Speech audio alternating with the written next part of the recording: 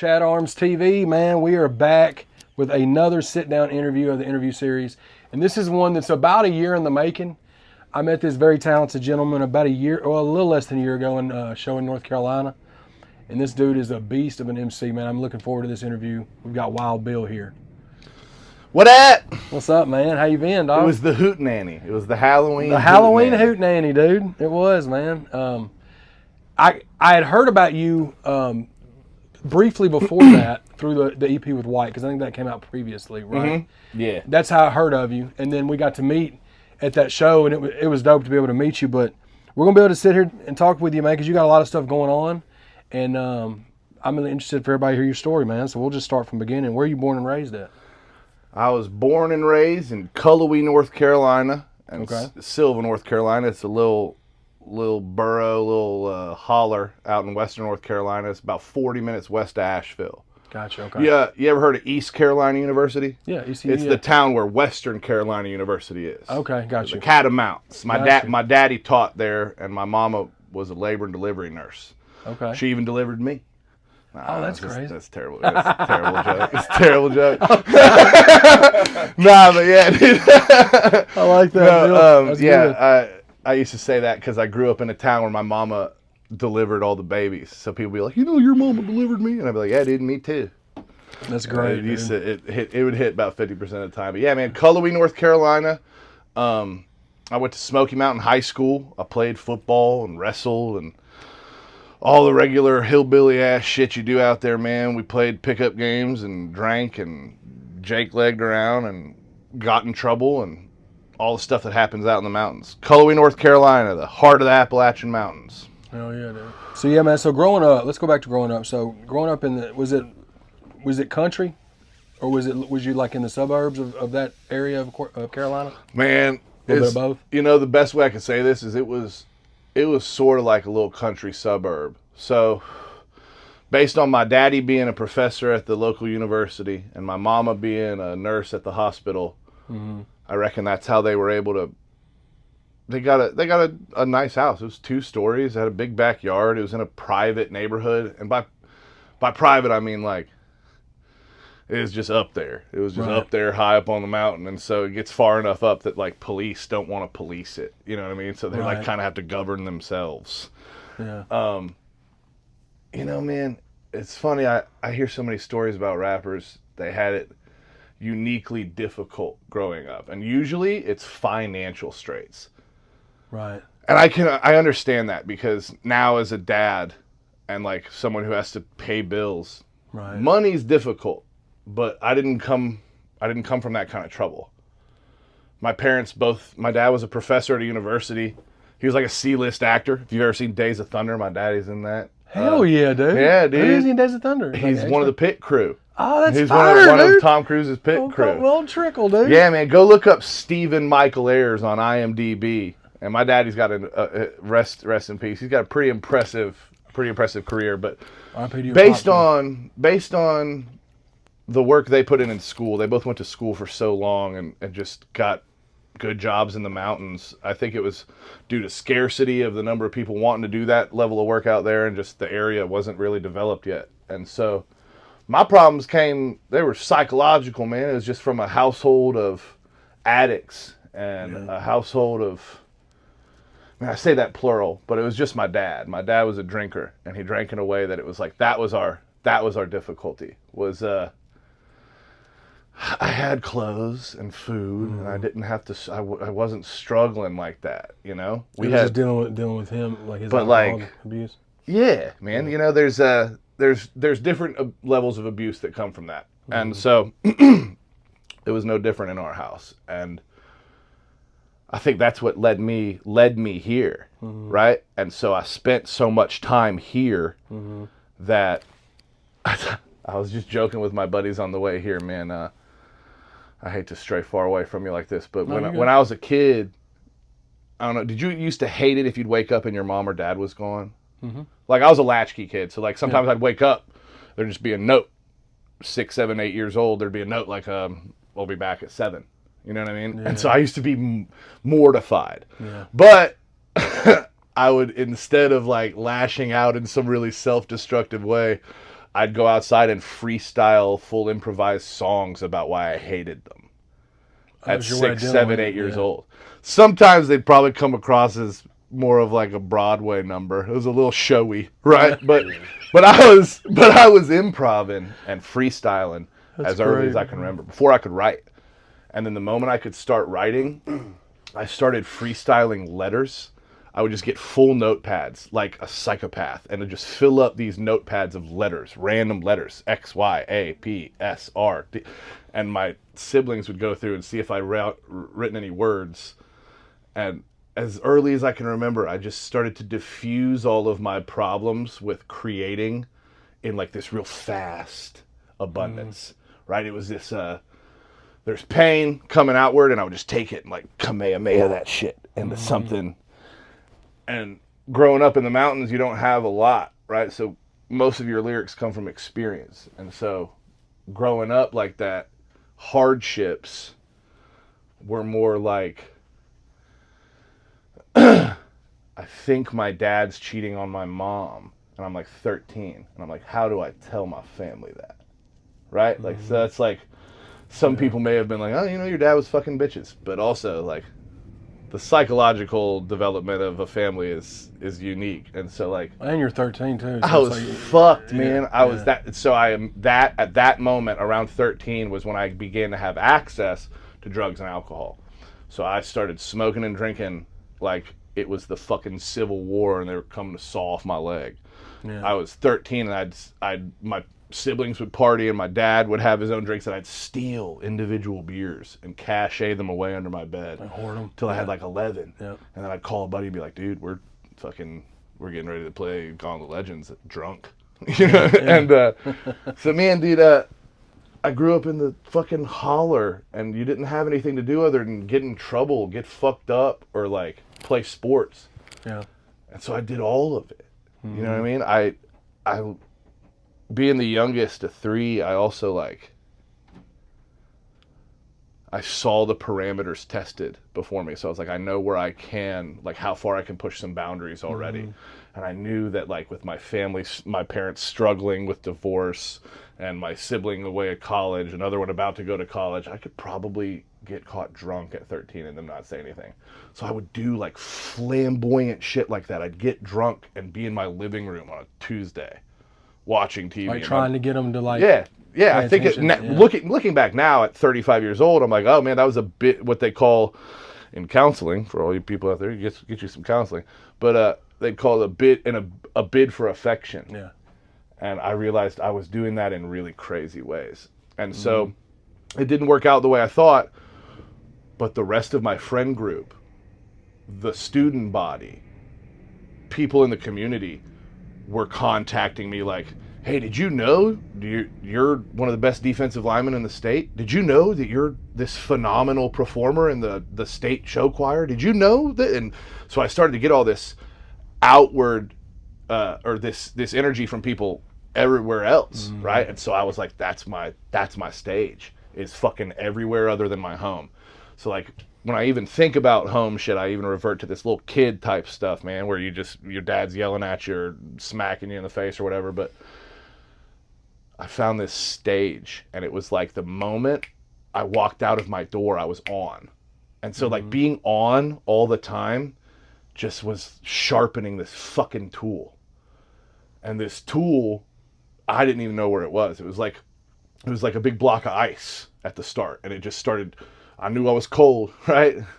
But it just started shaving down, and then by about the time I was 18 or 19, I was like, I kind of can lead a party in a concert freestyle type. I was really conducting this gift. And, 8 Mile and Eminem and Lil Wyte and all these dudes had come out a couple years before and really like gotten commercial success. And it was like, and it's okay for me to do this being white. We're guests in this art form. I mean, we had to create our own lane, I guess, country rap, but hip hop, we're guests here, like Eminem and those people said, man. But I started like sharpening that fucking tool, dude. And all of a sudden, it was like just a Bowie knife. That's not a knife. And I was just able to bust this out Yeah. I used to tell people, you better rap before me, bro. If we finna get in a cipher, y'all best get it out now. Because once I'm on, it's showtime, you know? Yeah. And so that shit kind of carried, man. Before we move forward, I want to ask you hip hop. So you said 6, 7, 8, you were freestyling, stuff like that. So what's your first recollection of hip hop grabbing a hold of you? Do you remember if it was a certain song? Yeah, man. It was, I was 8 and my sister had a Biggie tape in a Walkman. Yeah. And I put it on my ears and turned the volume all the way up, and the first thing I heard was the word fuck. And I was like, ooh, you're not supposed to say that. I was like, they're saying it in here. You're not even supposed to say that. So I just listened, and I was just like, I think that was the alert at first. I think it made me feel rebellious. Like, whatever. Because you already kind of were. Yeah, you know whatever rock music made our parents feel and all that kind of shit, I was feeling it. And I was like, oh, man, this is what I want. I need this feeling. And so I dove into Biggie and Dr. Dre, right, early on, at age 8. And then around age 10 was when 10 or 11 was when Doubt Me Now came out. And who else, man? Limp Bizkit was real big in our rotation, and rapper version Kid Rock, not country version Kid Rock, was real big in our rotation. And I was like, dude, all these white dudes go super hard, and it makes me feel comfortable enough to maybe join in this art form. And I think it's early on, it's those guys, it's real classics that people say, Biggie, Pac, yeah, dude, obviously. Yeah. But then there was Lil Wyte was my buddy Nick Morgan, rest in peace, man, was showing me, and I was like, oh, we're not supposed to be smoking. We're not supposed to be smoking. And I don't know, man, it was like these songs didn't necessarily give us permission, but they sure gave us this, it was like a scope. Yeah. And we were finally seeing things in this way. And when you're younger, you feel like every age you get a little older, you're like, man, I know everything now. Yeah. 13, I've got it figured. 16, I got 18. It's 21 now for sure. But yeah. So, dude, it was those people who tested the parameters. Eminem, Lil Wyte, those guys that were really rocking the boat. And there was already controversy in rap, right? West Coast, East Coast shit. People killing each other in rap music. And somehow this white dude from Detroit was way more controversial. Yeah. He said in a rap song and people lost their fucking minds. Yeah. Right? Yeah. And something about that, man. It was it was right at the perfect age for me. 10, 11, 12, 13. That was when they were booming. And I was living it. I was all but bleaching my ginger hair, dude. Yeah. And you know what's crazy? That time frame that you're talking about, the controversy was selling so much. It's perfect, like the Attitude Era in wrestling, bro. It's the same exact thing. Stone Cold Steve Austin. Yes, bro. 98, dog. Same dude, time. I was staying up past my bedtime watching Raw on Monday nights. That's a school night, dude. You can't be up at 11 p.m. La Femme Nikita was right after. The lights went off when La Femme Nikita came on, dude. Yeah, but that was the time frame, man. That's how it was.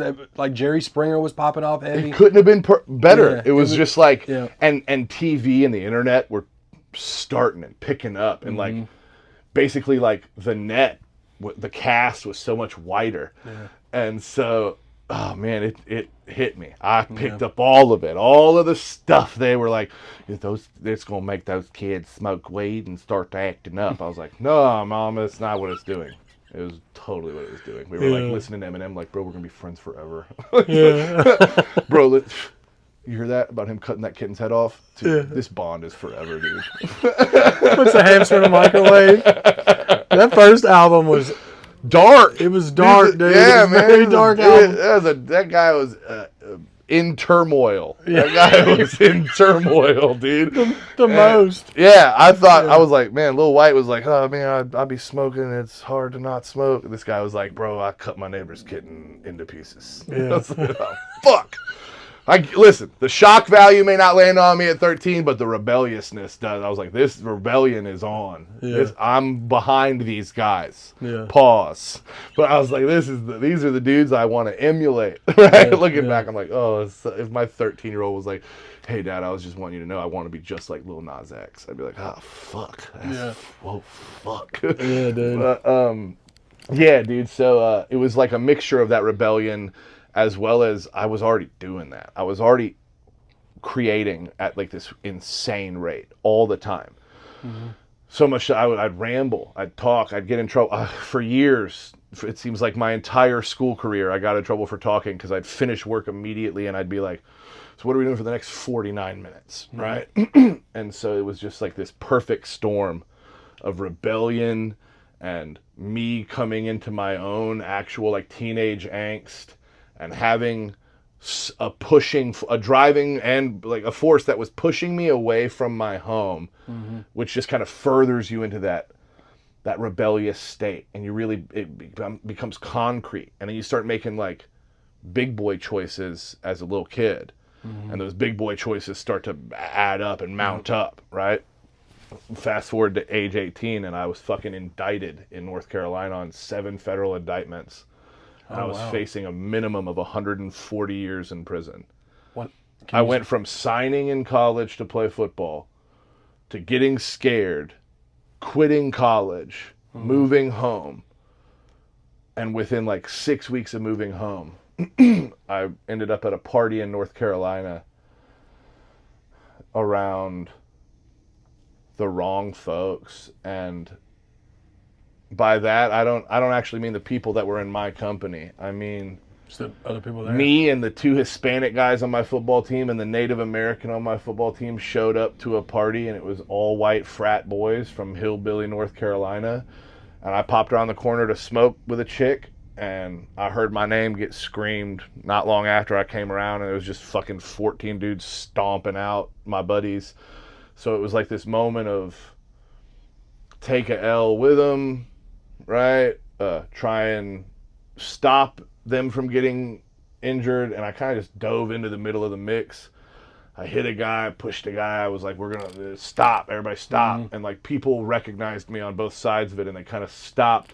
And I was like, someone needs to shake my hand before we come back and this becomes a major issue. And some hand shot out of the crowd and shook it. So I was like, boys, let's get the fuck out of here. And I was like, we're going to take this one on the nose. We're going to come back in the future and see if we can't sort things out. For my buddies, that was like 60 minutes later. They were on their phones real quick, calling up whomever. And we fucking ended up back at that apartment just beating the snot out of these dudes. But it was 3 hours later, and we had to kick a door down to do it. And some people were asleep. It was dark, dude. It was like 18-year-old behavior. We were drunk and like full of fucking piss and vinegar. And we went into this place and we beat these dudes up. And it's like a breaking and entering. Is that what they got you with? Yeah, no, they charged me with kidnapping, assault with a deadly weapon with intent to kill, false imprisonment, insane shit, dude. What really happened was we pulled up to this party and these dudes saw us coming, the last 4 or 5 dudes of the party, and they slammed the door shut and turned the lights off, and a buddy of mine just ran through the door, and then the fight ensued. Right. And they lost because it was equal numbers. Yeah. And the only thing that was consistent, man, was everybody of some 50-odd frat boys somehow were there, even though it wasn't that many of them there. Some dude I helped carry out of the party at the beginning, somehow he was there and gave a full eyewitness testimony to me. And the only thing that was consistent in everybody's story was Billy Ayers showed up and all this happened.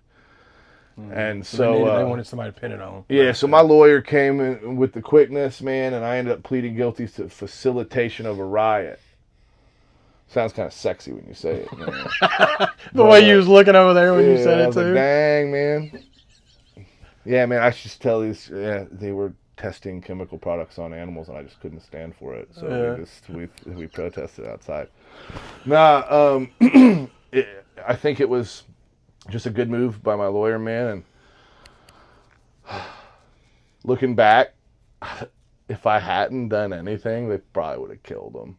those frat boys would have killed. Oh, if you wouldn't have went over there, yeah. They would have killed him.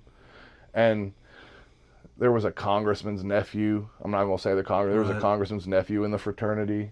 And you know how that stuff goes. Yeah, man. 3 fucking not white boys in the mountains getting beat on. A country, like a big country white boy that's with them. Yeah.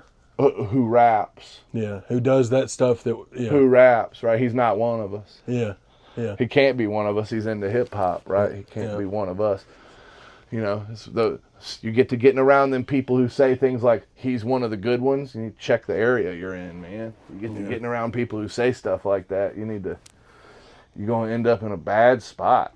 And so I lost everything, man. I had some football stuff going, like even after fucking up my first go around, and I ended up losing all of that shit, dude.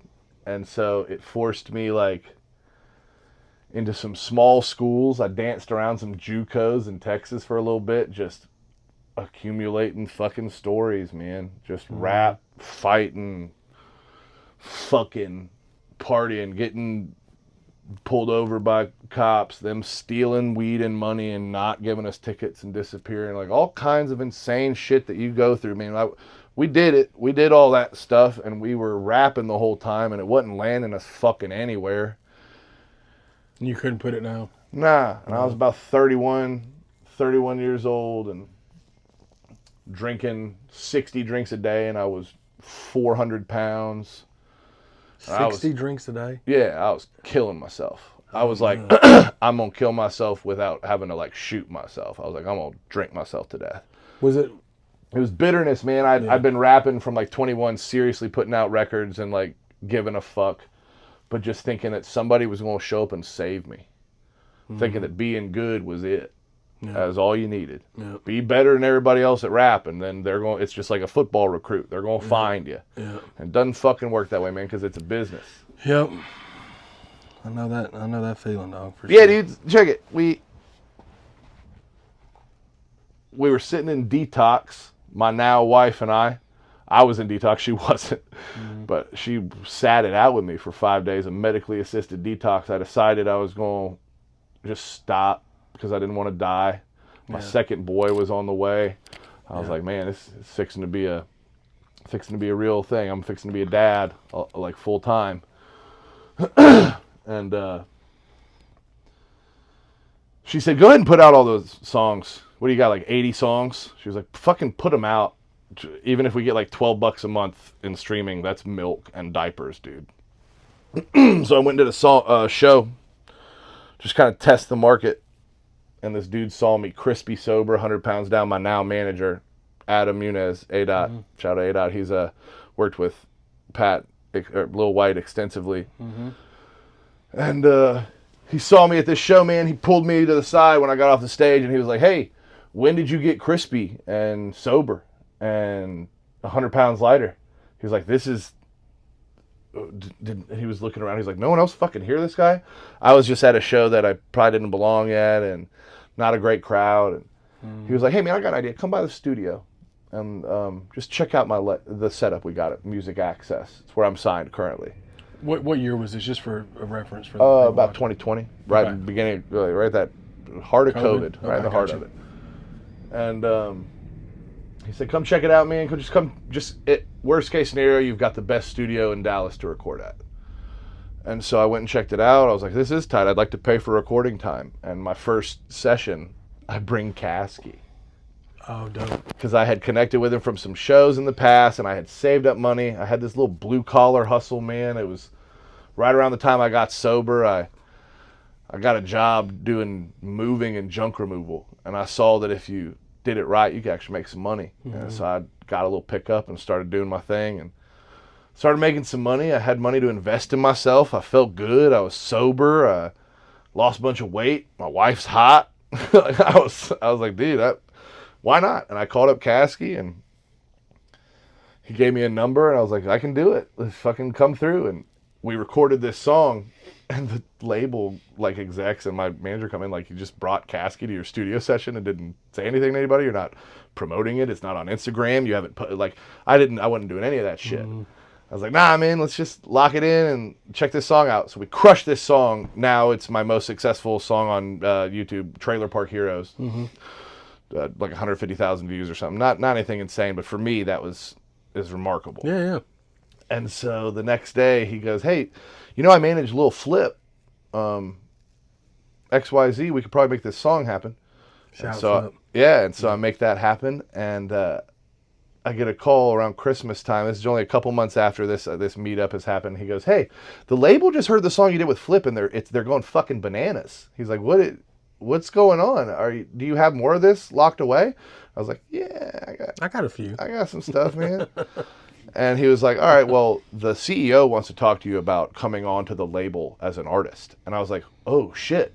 Like I stood up. I was in my family's living room, and he was like, all right, man, so come on after Christmas. We'll sit down, and I show him some of my unreleased records, and the CEO is just like continuously more and more energetic and into it. And are you getting your hopes up at all at this point?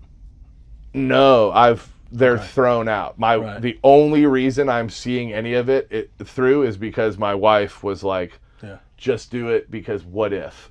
And then like I kept falling backwards into a cooler thing. And I was like, yeah. Because you're not, it's like now. I was like, my blue collar hustle will pay for my family for the rest of our life. Yeah. My little junk removal business. It'll take care of us forever. So this is now not I have nothing to lose. It's like I have everything to gain. Yeah. Right? So I was like, for the first time ever, I had real money to invest in myself. Yeah. I was like, I can contact any artist within reason that I want to work with and be like, how much is it? And just make it happen myself. I don't need to wait on anybody. I don't need to pray that it's cheap, pray that they love my music so much they want to work with me for free. Like that's ever a fucking thing, right? Yeah. And so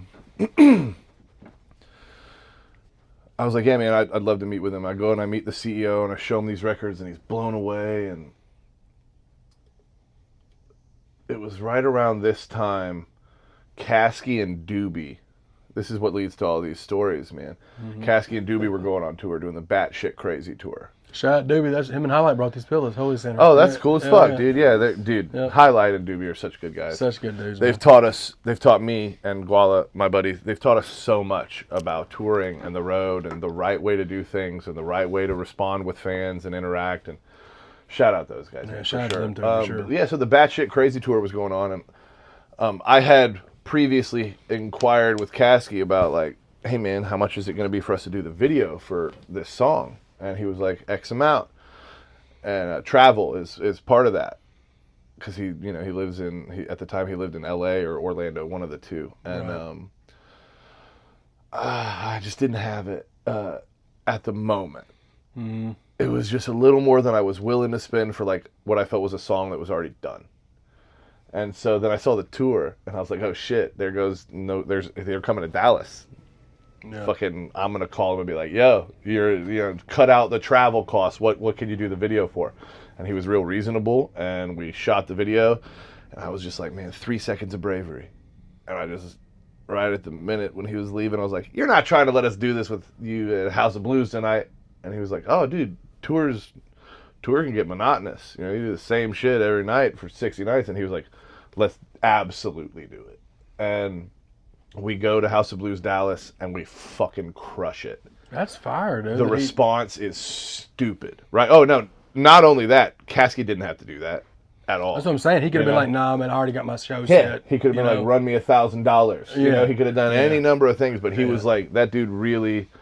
Also, shout out Caskey. That dude has taught us so much and taken the time to like tell me the right way to do a lot of feature interactions and working with artists and marketing and branding myself. And dude, him and his manager FaceTimed me and like walked me through my Instagram. They niced it up. They were like, get rid of this. Fucking, you got to do this. Do more of these. This video you've got, do more of this. Like, they didn't have to do any of that, you know? Yeah.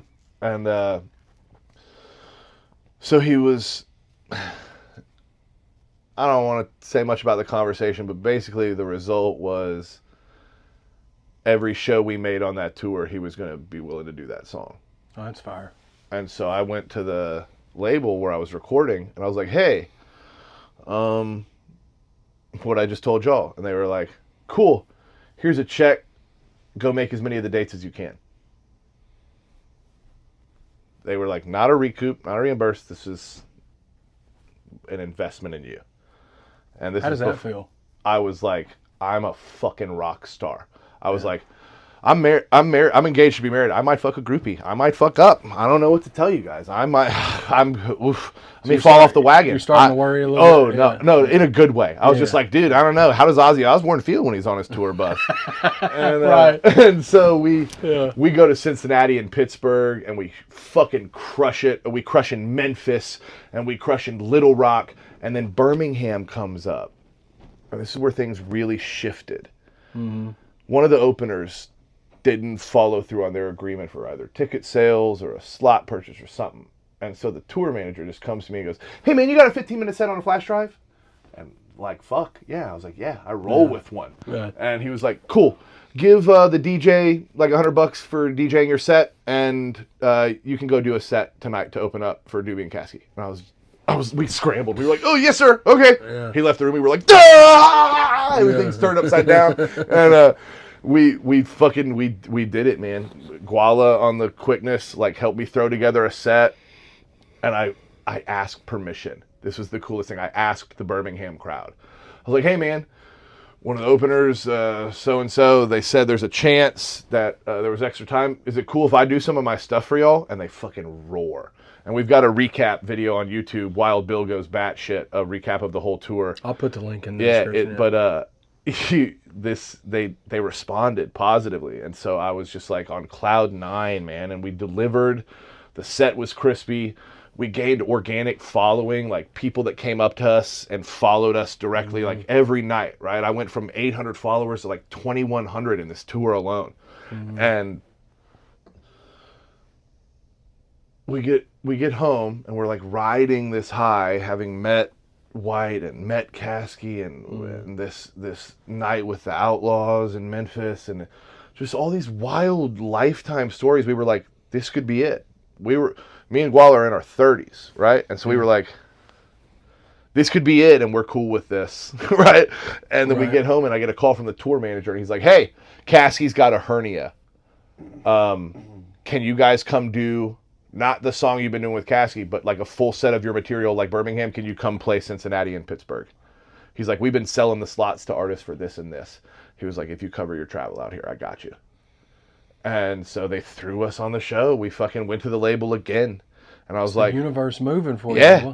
And I was like, dude, something about what we're doing when we're together is moving things forward. So let's just keep this thing going. Yeah. Pause real quick. Guala. Shout out Guala. Yeah. Come on in here, bud. Enter. No, it's perfect time. Enter Guala right now. Yeah, no. Enter Guala. It's the perfect time. So this is my buddy Guala. This is my dog. We've got an album coming out, Spade and Farley, in June. Make sure to grab it. But check this out. Yeah. So I hit him up, and because I saw some footage he posted. He does. Yeah. Throw that mic. Just that way you and him can talk. He does videos, and he posted behind the scenes footage of so and so's music video. I was like, oh shit, come do this for the Caskey video. And I liked his behind the scenes shit more than the music video footage. Yeah, and I was like, I think what I need is for you to film everything I do from now on moving forward. And it was a little bit smug. It was like I said, I was feeling like a rock star. I was like, I need a documentary crew. Why don't we have a where's the documentary crew? And so, dude, I hit him up and I was like, hey, so I'm going on these tour dates. Gas is already going to be paid for. The hotel room can be turned into a 2-bed real quickly. Come film the whole tour. And he does. And we bring it back to the label and they love it. We're also growing closer this whole time, right? Because we're on the road for so long. He experiences all this crazy shit with the Outlaws and with Lil Wyte with me. And it was dope. Hell of an adventure. So that's kind of what led to this Spade and Farley project, because David Spade and Chris Farley are on the road so much together, right? Yeah, and so like we're planning so perfectly. It's like the universe served it, because like just if you were to just put us standing in a room next to each other, you could almost accidentally see. Oh yeah. It's just Tommy Boy. It is literally Tommy dude. Boy. And then And when, so- when you catch us on the road, it's very similar. You know what I'm saying? It's just as comical as you think it is. Like, And so we were like, man, we've been on the road now almost a year together. We need some music together so that we can perform stuff together. Right around this time, Doobie announces his second fucking tour, the Somewhat Sober tour. And I was like, oh, dude, if this is anything like it was last time, we're getting ready to be, they're going to call us. They're going to be like, we're going to give you $1,000 a night in a hotel suite. You're the best rappers we've ever heard. And so that call doesn't come. We do get called by a couple of the people in the camp, and they're like, yo, show slots are only $500, $750. Like, they keep changing with the people who call us, right? People who hit different level of a lick or attempting to. So I just felt this thing in my heart. I was like, I don't want to take a step backwards. After we got blessed the way we did, I don't want to take a step backwards and pay for show slots. That's not what I'm trying to do. And so we know that you can.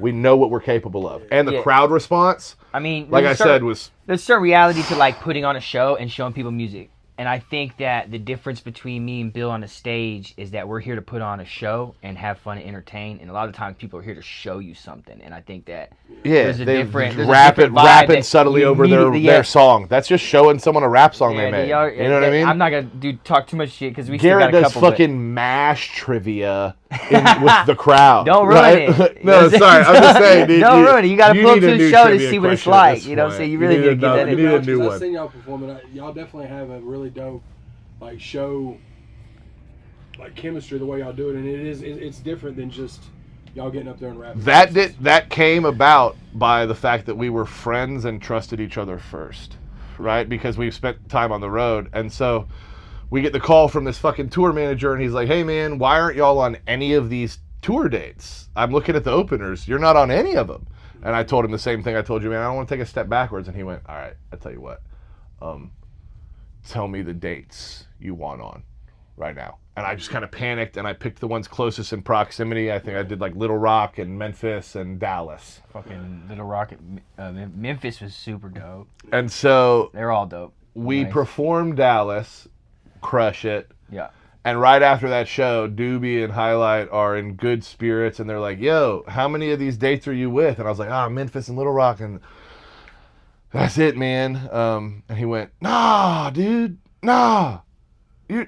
More of them. And we were just like, all right. So we like kind of take cue to the tour manager, like, you know, I know the business. Your buddy said we could come. The important guy said for us to just let you know. So we'll see you there, motherfucker. So that's kind of how it felt, and I kind of just, you know, if you never hit it if you never swing. Yeah. And so I was like, I'd love if we could do this one, this one, this one, this one. And they were like, sure. And they just fucking threw us on, dude.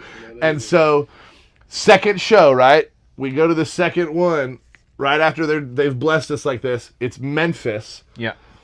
And Memphis, where were we at? 1800 Hall. What is it? 18 something Hall. Dude, I horrible. Music Hall. It's a music hall in Memphis. Okay. But like apparently the name has changed, and there's a different name on the marquee. That's no, I know what you're talking about. They were good. Sound people were really dope. It was awesome. It was awesome. So good. But we show up, and the tour manager goes, hey, all the other openers are broken down and won't be arriving tonight. Do you guys have a 40-minute set available? And we were like, 40? We were like, we can fucking make it happen. We said yes. We said yes. Of course. We went, of course. Are you insane? Of course we do. And a 60-minute in case. Does he need a 60-minute? No, so worst case, y'all can freestyle. I mean, you can. We ran to the fucking hotel with his laptop. Yeah, we pulled put every beat I had off my email and his email and just fucking put it together in a flash file. And we went, and we were the only openers for the Memphis show. We entertained the pants off these people. Yeah, we had the full crowd participating. Like, I'm talking. You walk out and go, when I say Wild, you say Bill, and they're eating out of your hand from the second it starts. And, right? We're like, we could take our shirts off and shit on stage. These people are having a good fucking time tonight. Yeah, I could do that. We could do that. at one point I just noticed that Doobie fucking was there and taking notice. And like they saw, man. They saw. I don't know, you know, he's a rock star for real. So this might not be something that they admit. Who cares, dude? But they saw. Right. They fucking I mean, saw. They were like, there's look a at these certain- guys that are opening up for us. Yeah, They're there's a not certain fucking this standard up. of They're not people. dropping the ball. And so it was that night that like camaraderie rose to a different level. Like I felt like an opener before that, but for the remainder of the shows, Doobie and Highlight made us feel like we were part of the tour. At that point, it was like you earn the stripes out of respect, being able to control that crowd, and that's just like the best way to say it, because like nobody really does that. Everybody gets up there and they're like, "All right, my name's catch me on Instagram at and that's all you ever get." Here's my newest song.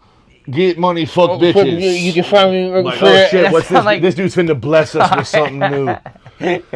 I think we put on a good show, and that one moment we were given the opportunity to truly shine, and they couldn't do nothing but like either sit back and hear that crowd, and or like just hear it as a show as it is and just appreciate it. And I think that was one of the ones that made us like stand out as like solidified. Like, yep, they could do that. I started to notice members of the tour, the like for real tour support, right, in the audience catching our act for the next couple shows.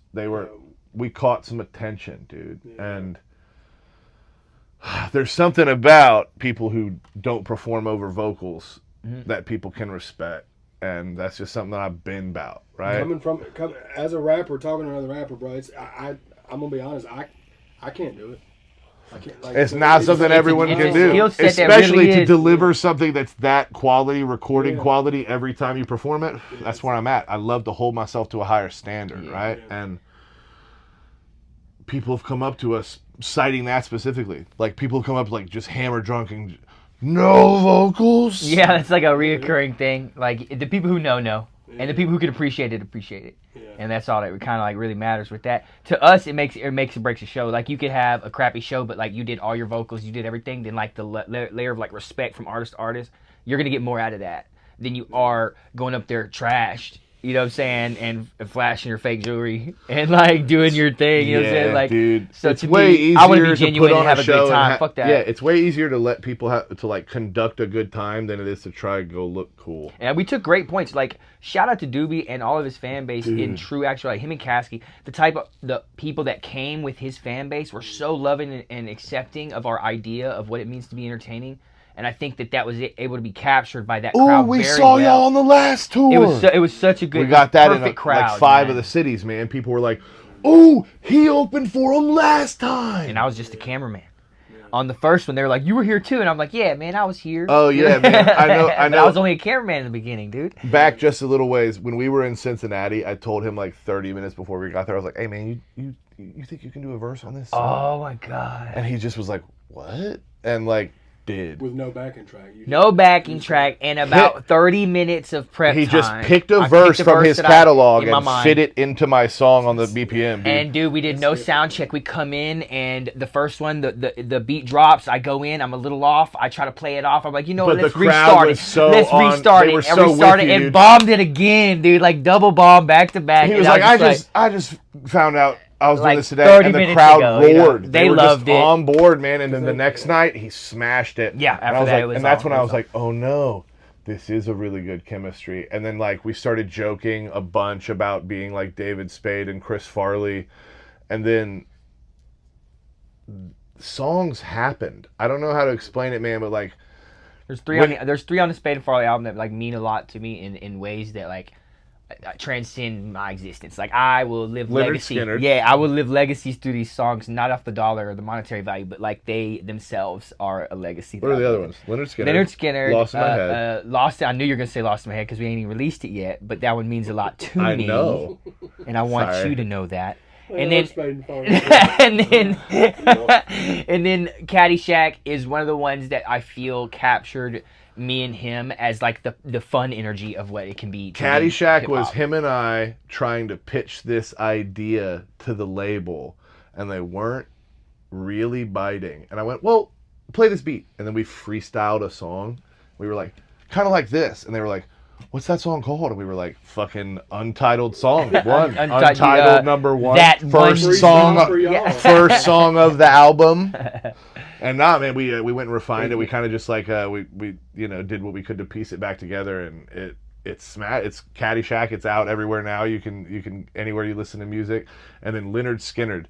Now that's a total direction shift, right? So Caddyshack was this fun thing that we are, this like taking advantage of the moment no matter where we're at. And Leonard Skinner we were on our way to a studio session with an engineer who's just got an incredible resume, Cloak Beats. Oh yeah, shout out Cloak Beats. He's a phenomenal made producer, and he had just been sending me brilliant beats for like a couple weeks, and like we were like, hey man, we probably need to go on down there and see what he's fucking got going. And so on the way there, we play this beat, and it's just perfect. I don't know how to explain it. It's one of the moments where you're like, yeah, that's God damn, that's the one. I think we like silently drove there. I don't know what the day was about or whatever happened, but we just silently drove, not talking about any of our. Looping it. Usually we'll be like, check out this bar. But like this one was different. This is what I got going for this song. We like wrote it all the way out, and we showed up to the house, and I was like, hey man, I don't know what you wrote, but I ended up kind of writing like a ballad almost, like about my he was dad. like, trigger warning, this is kind of sad and about my father. And I was like, oh shit. And I like just showed him my verse, and it's the same thing. It was the exact same thing. We were in just a like, car. oh man, we accidentally wrote universe, this song about The same. passing of our dads, as well as kind of this ode celebration to our of moms. life. Yeah, it's kind of like And so we knew that Doobie has emotionally charged music, and so we were like, what better crowd than test this on? And so we tested it every night on that tour, on the Somewhat Sober tour. And when I tell you that it changed things for us, I didn't even know I had the ability to make music that appealed to people in that way. I thought I was going to be this big, punchy, bully rapper for the rest of my life who was just good at rap. But we made this song, and people were coming up to us weeping, and we're just like, had a couple I lost my dad in December. I just want you to know, man, I've not had a single day where I could like feel, and I felt it all at once tonight. As this person said, man, it just stories like that, a dozen of them through the tour, and I was like, I think just we that really one got song something has here. that power. Yeah, that one song really does have that power. It's one of those ones where if it's not in a movie before I die, it will be at one point because it's valuable. We're gonna like play it with Leonard Skinner before it's all said and done. Yeah. Oh, We spelled it the right way. Yeah, I don't mean the right. We spelled it like Leonard, like the real name, like Yeah. Leonard. I'll post y'all's art for it on the screen. Dude, that'd be so awesome. Appreciate you, man. You've been nothing but solid, man. Yeah, I'm excited to see. So, do y'all have a date for when the Spade? The best thing I can say right now is June. Okay, yeah. It's done. Yeah. Album's done. We're trimming the little pieces. We've got that we want and a putting new the engineer cake. who's a You whiz dig? kid at the label. This new engineer. It used to be Way to shout the out World. Way to the World's great. He was phenomenal, and he decided to branch off and start his own studio, and he's doing well, and I'm so happy for Shout out him. Wyte. We've now got a new engineer who's a kid like in school for this right now. He's like 21, 22. Super prolific. He's Just brilliant. The kid can make beats on spot, can any genre. He's just engineering all of this on his own, and so we're just kind of waiting. He's got a pretty large workload stepping into the job, and once he's done mixing and mastering that, it's coming out 2 weeks later. The moment I'll drop editorials the day that he trust me, is man. done, and it'll be out 2 I'm weeks all over after the that. internet. Right after that am is going drop to post. season. Drop season happens right There's after so much that, music man. in the background waiting on Spade and Farley. So that's like the trigger of all the stuff that's about to kick off. And so And then I've got an album with Controlled Chaos. He's on it. It's a group out of Richmond, Virginia. Yep. I got an album with Sneeze, this other phenomenal artist out of Richmond, Virginia. I got an EP with I Am Thomas Who, an artist out of Tulsa who's a phenomenal artist. I got a follow-up project coming with Mickey Fax. I got an EP coming with Gorilla Zoe that we just wrapped up. It's absolutely out of this world. Oh, fire, bro. We had him come through. This is a little story here. That's what I was telling you about Von Miller. He's one of my, if not my favorite football player of all time. Gorilla Zoe, I'd been reaching out since him and I got pretty chummy, man, in North Carolina. I was like, I'm going to be able to work with this guy. This guy, I have to like you first, man. I don't give much a fuck about business. The business people can worry about that. But if I don't like you, it ain't going to work. And so him and I just laughed a bunch. And so I was like, man, we're going to get you down to Dallas and have a blast. He was like, actually, I'm going out for Von Miller Day in DeSoto, because Von Miller went to DeSoto High School in Dallas. And so I go, Von Miller from the NFL, Von Miller, like from the Broncos, Von Miller. And I was like, I don't have both. I have every jersey he's ever possibly, I've got him. And so I take my son as a great excuse, like, oh yeah, my son's a huge fan. Sign that to Crawford, my son.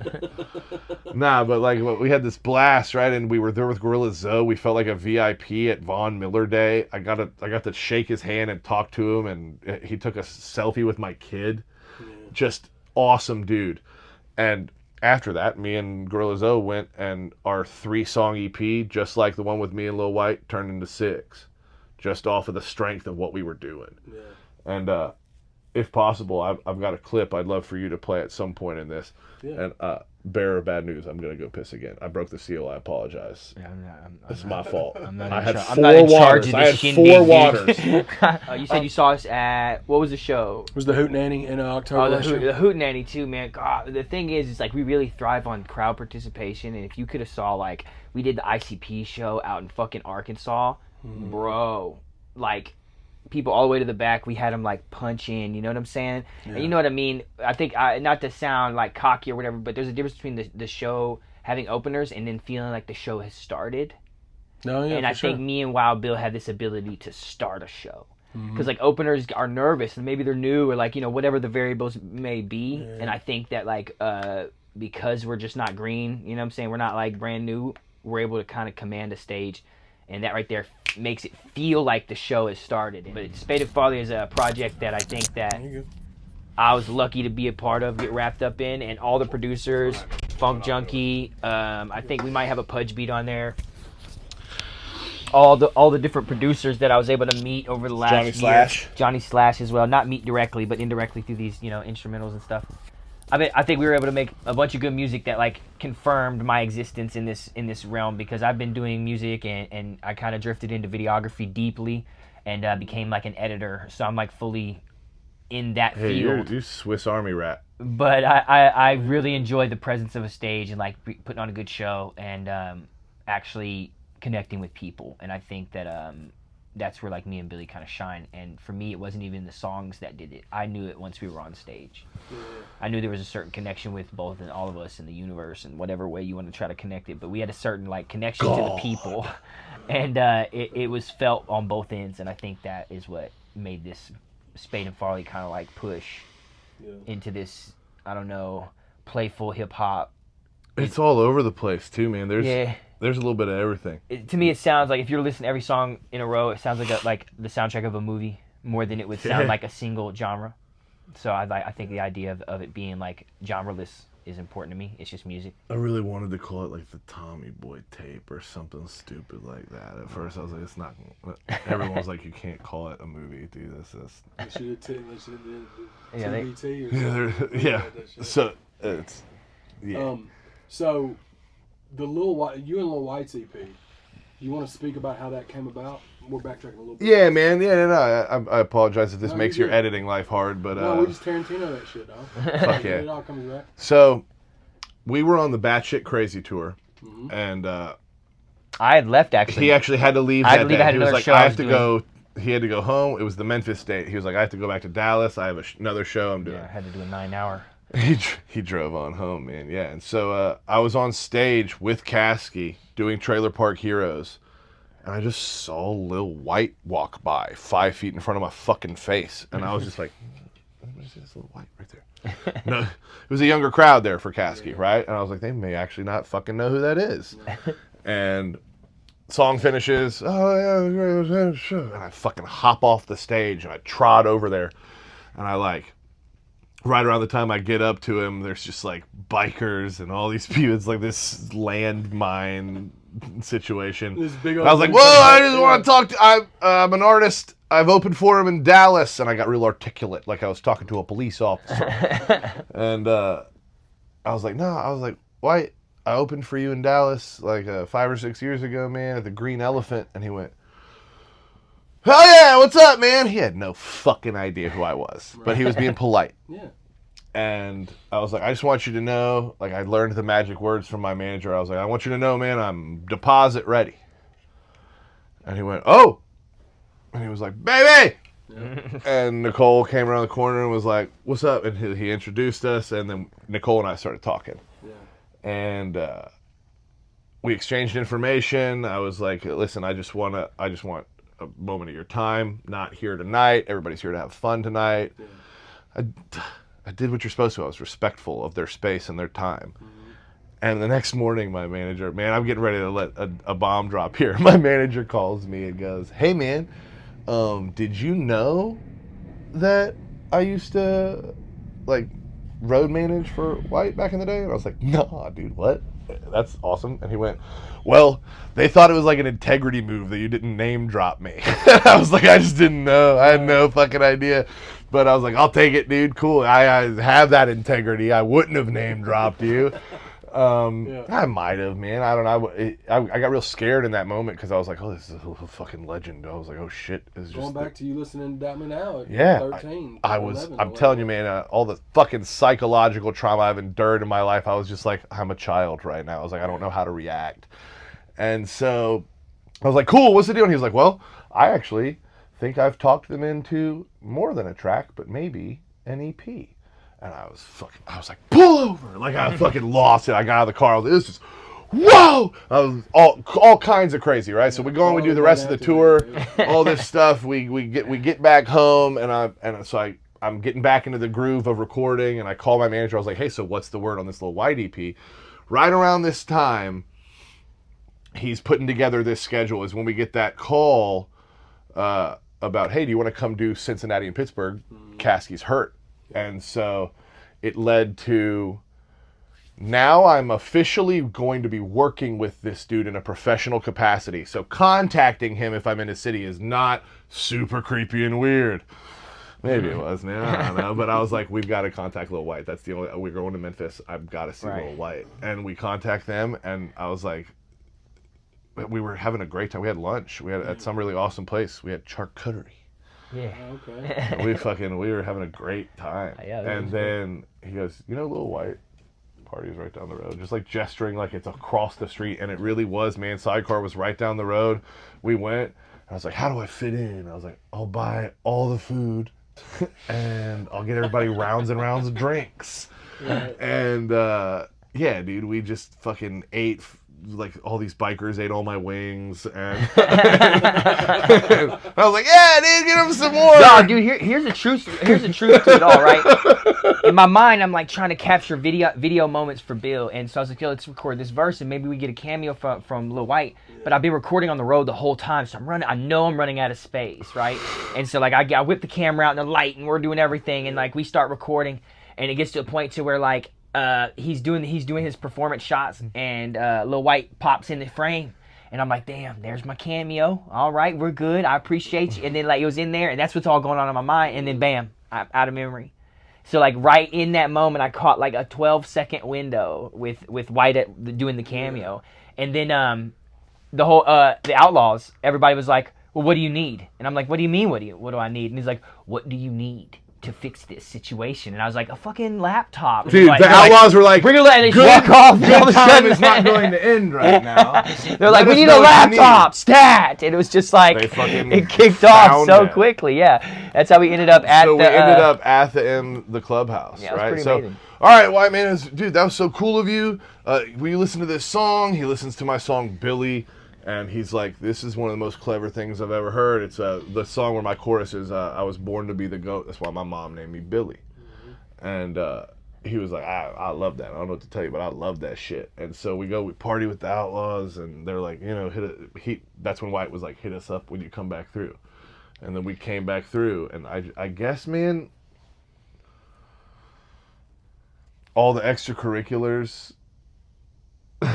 we ended up in a different headspace at that 3-6 Mafia studio, and I was like, this is, if there ever was this is your moment. I was like, all the parties, all the freestyle, and all the bullshit, I was like, this is it. this is the one person you should really let fucking know you're good at this. And Garrett let me off the fucking leash, and I went in, and then Garrett went in, and then fucking Wyte was just like, wait, so y'all both are just fucking really good? And it was just like, yeah, that was I a don't know. moment. Are we? That was like a say that weird again. moment, Say right? that again. In the Yeah. You say I was really good? Like- nah, man, it was, I called my mom. Some validation shit. Like, you don't want to admit some stuff, but like somebody that you know has gone through the runner when it comes to like music and just learning it and making it and coming back through it the other side.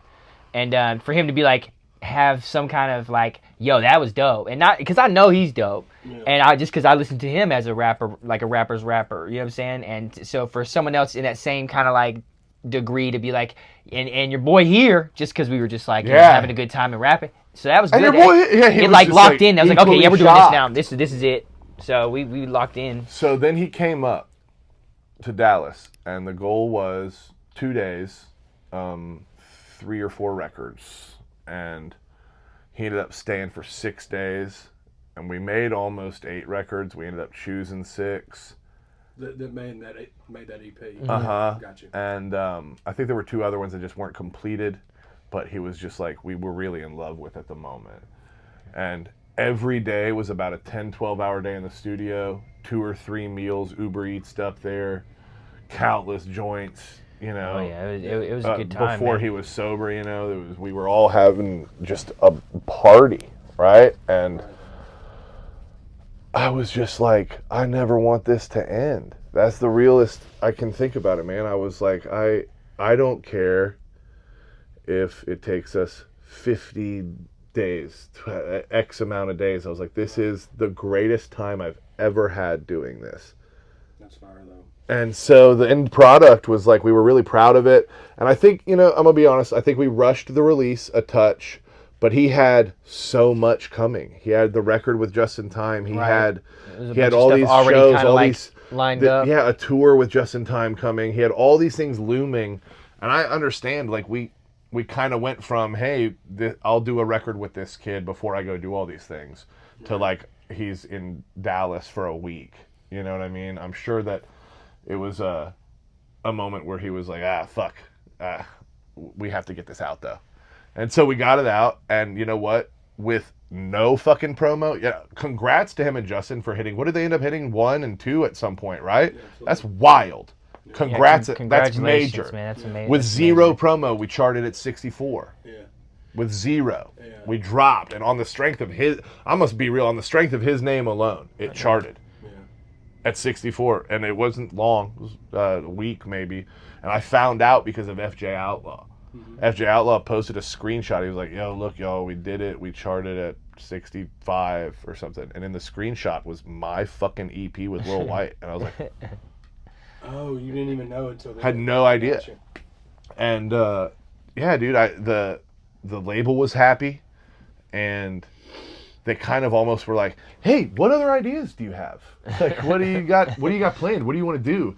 And we put together this situation for Gorilla Zoe, and their camp was super happy, and we were really happy, and we ended up with about, you know, like I said, about 6 songs from them, and now we've got I hate it, I'm gonna announce it, man, but we got a follow-up album coming, me and Lil Wyte, and it's gonna be, I say this all the time, right? The most recent thing is the best thing I've ever made, but I just got this feeling that we've got an idea now. Like, we've dropped things, we've seen the right and wrong way to do stuff. I think we've got this general idea that I think that one's going to boot the door open. And I think it's not long before you see Bill working with Yellow Wolf and Jelly Roll. But first, I'd like to work with people like Broadnax and Jam Wayne. Absolutely. And Just in Time, if he's ever got time. Yeah. You know what I mean? Dude's busy as fuck too. Yeah, I like I said, I didn't know about any of these dudes, and it's because there's just so many artists, right? There's so much music. But Wyte showed me all these dudes, and I was like, I didn't even know this was a thing. It was the most fun I'd felt in rap in a long time, because it felt so darkly competitive for so long, like whose dick is bigger. But this music seems like country music, so centric around storytelling and good times that it's easier to enjoy. It's country music in general is It's just not being gangster at breakfast. yeah, dude. This You is know like why? a- It's not 50 tough guys on stage looking Yeah. at their phone while I rap.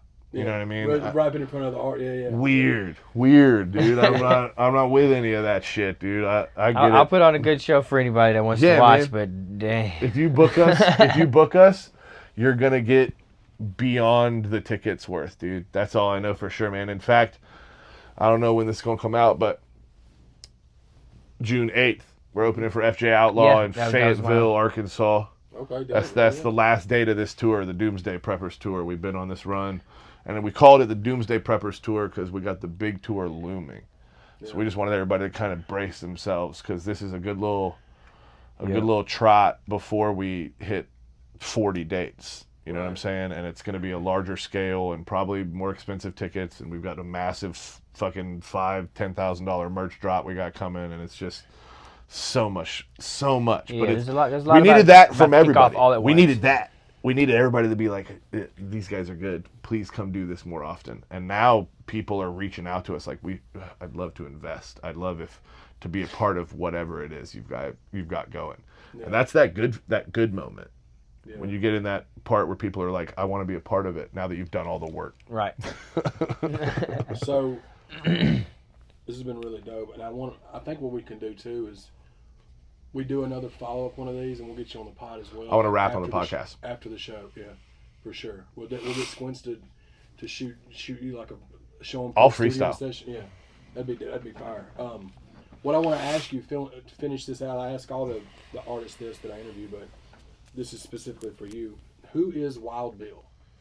Oh shit. Man, I'm still that little kid. I joke with my wife and my kids a lot. I don't feel much smarter than I did when I was about 10 or 11. There's a lot more bumps on the head. And so I think Wild Bill's that kid that we all still hold on to, whether or not it's like out of fear or self-preservation. But that youthful part of yourself that you can't let go, you shouldn't let go. That's what I'm about, man. That's me. I just want to keep that alive. Yeah. The part of us as kids that before we suck, right. Before everything about us starts to suck and we're not fun and we can't see fun stuff, you know? Yeah. I wish it could just be like that, and my kids have shown me that, and so that's what this is about, man. Hell yeah, dude. Well, Spade and Farley coming soon. Yeah. June 2024. Absolutely. June 2028. Yeah, there you go. Hopefully not. No, it's Spade and Farley 2. 2022. I hate to say this too, man. Spade and Farley 2 is already done. Oh, that's fire too. We've got so much material. It's already done. Loading up the pipeline right now, so the more people jumping on right now is. I'll tell you one feature from Spade and Farley 2. Afro Man. Fire, dude. Dude, that's fire. Yeah. Well, y'all be sure to tap in. We'll put all the links in the description. And again, y'all be sure to tap into Wild Bill. And That's me. Y'all, man, thank y'all so much. You can find me on the fucking internet, bro. Hey, Look my fucking shout out name up. Chad. Shout out ChadArmesTV. Bow. Hell yeah. Big dude. ones, bro. I'm so fat. Shout out Wild Bill. Look how fat your eyeball is. Oh, yeah, he has a style. Shout out Wild Bill, man. Y'all be sure to subscribe and follow, man. ChadArmesTV.